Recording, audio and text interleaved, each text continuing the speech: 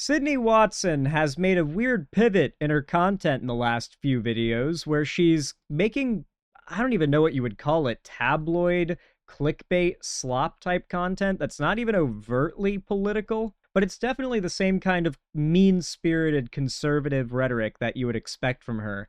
And this newest one is The Insane World of Obese OnlyFans Creators. I don't really know what the point of a video like this is even supposed to be, but I thought we'd go ahead and give it a watch because it definitely caught my eye.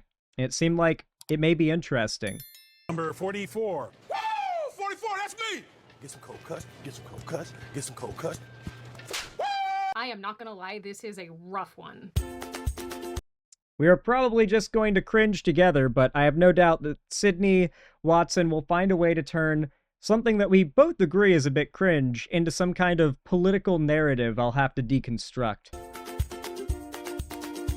Hi, my name is Sydney, welcome back to hell. Unfortunately, I regret to inform you all that we have to talk about the fats again. Because just when I think that the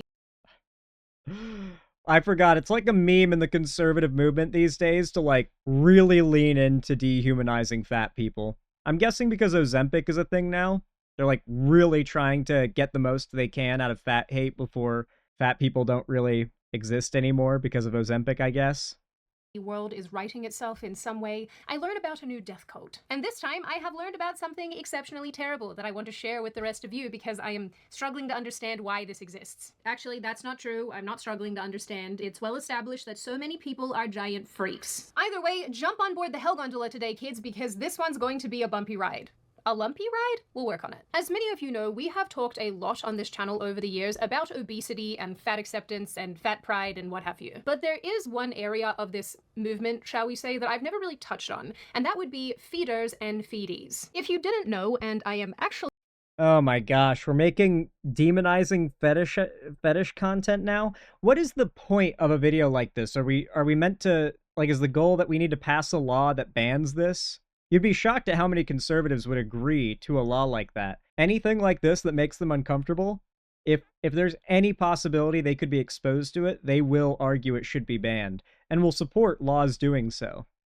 truly sorry to be the one to tell you if you didn't, but there is a whole community of people, mostly men, who want to feed other people, mostly women, to make them obese. They are called colloquially feeders and feedies. There's even There is plenty of equality in this movement. I learned about this entire fetish because Boogie2988 had some, like, lady who was into the feeding fetish that was dating him at one point, and I heard some just god-awful stories about how this random skinny girl would want to, like, feed him lots of food, and oftentimes in a sexual way.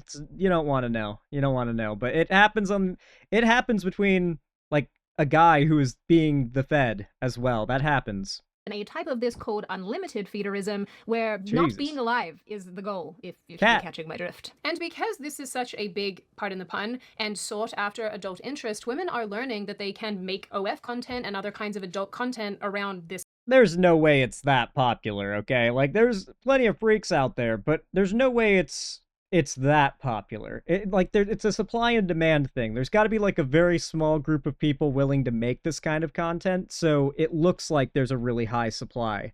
Because the very few people that are, or high demand, because the few people that are providing a supply are seeing great success. Great success! Interest. About to put all this belly in here. Yeah, I got the fucking hiccups as well. No!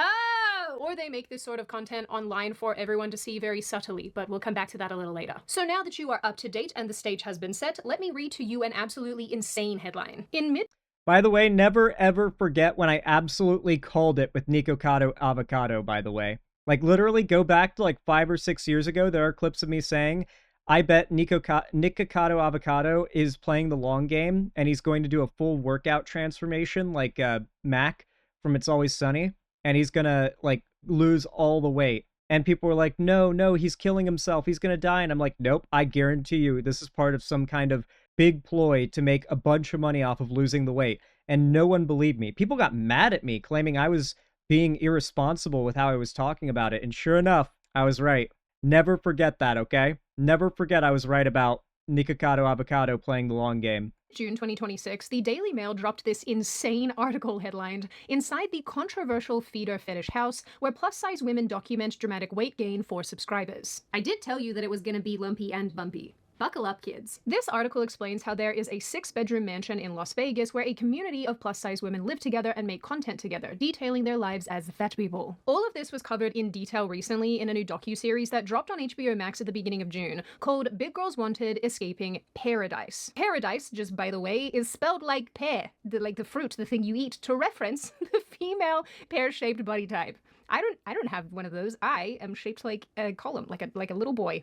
Why did I say that? You will understand why they're called pears momentarily. Pearadise is advertised as a support group of sorts for fat people. Well, fat women more specifically. Super fat women more specifically. This woman is actually dead now, but we'll come back to that. Weird for her to be still up here on this webpage. According to the website, morbidly fat women can come together for You know what's really interesting? ED, like the ED community has never seemingly been bigger than it is right now online. Like, have you seen the, like, the eating disorder, anorexia, or I guess pro-ana was the term that they would use back in the day, but I guess just, like, ED movement? Like, it's really weird.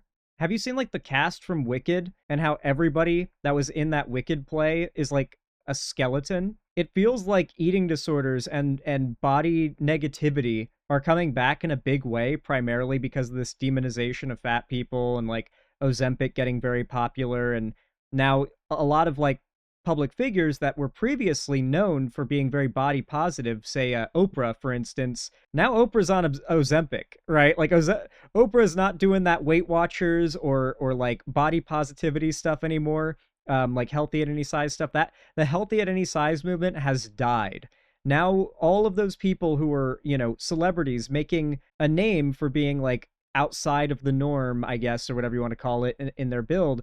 Now they're all on Ozempic and they're all skinny and following that beauty standard. It feels like the culture is following that. And it's odd that we're seeing a video that is about demonizing fat people when right now like we're seeing a rise in eating disorders, not around like being overweight, but around being underweight, severely so, especially when it comes to very mainstream celebrities. But I mean, this is just cheering on a different eating disorder. Yeah, I like, it's weird because, well, it's just interesting that this is the particular thing that we're upset about. Because like, conservatives don't dislike anorexia. They like anorexic women as a build. Conservatives are not against this because they're concerned about the health of these people. They think they think fat people are disgusting. As a matter of fact, here, I've got a clip that'll give you idea of what conservatives think of overweight people, particularly overweight women. I think it was a Ryan Beard video. What was the name of that video? Here it is. Peace, people. So, this is a video by a YouTuber named Ryan Beard calling out a conservative comedian by the name of Danny Mullen, who goes on to podcasts, and one of his big things is talking about his controversies. And one of his controversies started when he go on PKA, a podcast that I watch and begrudgingly deal with the politics of, and said this. Now, if you want to know what conservatives actually think of overweight people, when they are acting as if they're just concerned about health and normalizing eating disorders, etc., this is what they actually believe when they say that stuff. Danny was also a guest on this show that I assume is called the Sad Dad Podcast, where he basically bitched and whined about how everyone's trying to cancel him. We got canceled super heavily by fat chicks. This whole everyone's trying to cancel comedians thing is so fucking boring. You want to know why? I'll give you an example. It's Always Sunny in Philadelphia. This show makes offensive jokes all the time. But have you ever seen the creators of It's Always Sunny in Philadelphia going on random podcasts and crying about how everyone is trying to cancel them? No. You know why? Because very few people do try to cancel them, because they're actually funny. So rather than spending your time bitching and moaning about how the snowflakes are trying to cancel you, make funnier comedy. So I just come in with, is there anything more worthless than the bottom half of a fat girl? I mean, there's nothing more pathetic than watching a group of washed up Keep in mind, most conservative host on the podcast laughs immediately. Middle-aged men giggle about how much they hate fat women.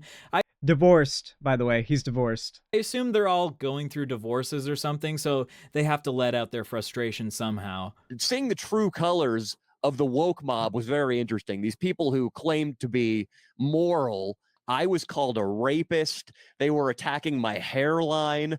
A rumor got out that I was 5'5", and everybody was like height shaming me. People like this, for some reason, are under the impression that the left is all about being nice to people. So Anyway, yeah, like, he goes into a whole, like, screed about wanting to, like, murder overweight women in a lot of different ways. It was horrific. I guess I didn't find the right timestamp for it, but yeah, there's a whole Ryan Beard video on that guy, Danny Mullen. But my point being, he's a very honest guy. He's very honest about what conservatives think of overweight people. They see them as disgusting and demonize them for that reason only. That is it. Acceptance community and to make bikini videos that will forever haunt our nightmares. I would tell you to avert your eyes, but it's on screen and there's nothing I can do. This is editing Sydney's fault. Blame her. Now, kids, I do mind reading, so I know what you're thinking. This on its own is already a lot, but trust me when I say it gets worse, because there are also cannonball videos. Copyrighted music, yeah, we can't do the thing because it's copyrighted music and I'm too lazy to find other music. I still don't super understand how it's even humanly possible for a person to reach this sort of mass. I genuinely feel like this activity at this size is unsafe. Mostly for the pool. Watching this in slow motion, I gotta say, this girl just... To be honest, as a skinny person, I don't know how someone can get to be that big because I've never had a frame that large in my life. But, I mean, I feel like it's, like, for me, it would be just as much work as getting that much weight and muscle on my body, so I figure I might as well put on muscle if I'm gonna put on any weight. hits the bottom of that pool like a rock. I am sorry. I know I shouldn't be laughing because I know it's not... Anybody would. That's, like, the middle of the pool. It's, like, 6 feet deep at the most. Also, fat floats. You know that, right? That fat is more buoyant than muscle or bone. It floats. So the fatter you are, the quicker you bob back up to the surface. That's how physics works, ma'am. She's not so heavy that she to the bottom. That's not how, like, fat is the lightest thing that your body can have in it. Funny, it's so mean, but why would you put this on the internet? Now, much to my horror, Besides I have learned that this isn't taking place at a hotel or an organized compound or a resort or anything like that. It's taking place at some random dude's house. Because of course it is. And that dude is Stefan Villamy, a rich German man who created his own fat girl oasis in 2020 to fuel his weird and creepy desires, which apparently involves creating his own harem of exceptionally fat women. Ideal type has always been very tall and very big. She would be 6 foot or taller, and she would... All right, now, Sydney, I need to know, what would your thoughts be if he was a conservative Trump supporter who owned a ranch and wanted a harem of anorexic 5'2" women who look like they're in high school? I'm curious what you would think of that, Sydney Watson. I'm very curious. Would you be as against that as you are against this? She wouldn't be. She wouldn't even make a video about it. definitely be 500 plus. I don't even know what to do with a man like this. But you know this story is absolutely insane and has managed to escape containment when even Ground News is showing stories about Pearadise. And this is interesting because for a cultural topic for once, it has 100% right-wing reporting. I'm a little bit surprised because I have complained about this before, that when it comes to these kinds of cultural topics... Because what is the story? Like, why would the left have an interest in demonizing some random OnlyFans niche, kink niche? Like, what, like, that's not... I guess you could say they're hurting themselves because they're overweight, but, like, this is America. The one thing that you're allowed to do that hurts yourself, where the government will not get involved, is eating so much that you kill yourself from heart disease or any other number of bodily shutdown caused by eating too much of something. Gout, heart failure, these are the way that Americans are meant to die, all right? That is the freedom that all of us Americans have. Usually there is a gaping hole in right-wing reporting. And it's sort of interesting that even with other huge cultural topics right now, like... I'm actually realizing she is Australian, so maybe she's just not realizing that this is American culture, and she needs to take her fucking hands off of it. This is American culture, and it's to be fucking respected, ma'am. Supergirl, for example, coverage skews to the left, which honestly I wouldn't have known if it weren't for ground news. And it actually does this a lot with these culturally relevant topics, like even this coverage of the upcoming GTA 6 game skews left. So just think about all of the topics that you're probably missing because they're not being reported by the outlets in your bubble. Thankfully, ground news can 100%. Oh my god, always with the ground news sponsor. I didn't even realize. It caught me by surprise. Listen, the fact that ground news sponsors so many right-wing grifters, man, it makes me so iffy about their service. It really does. That's all I'm saying. Ground news. I reserve my opinion regardless, but I have kept myself from using this service because the people who promote it, many of them, not all of them, but many of the people who promote it are right-wing grifters.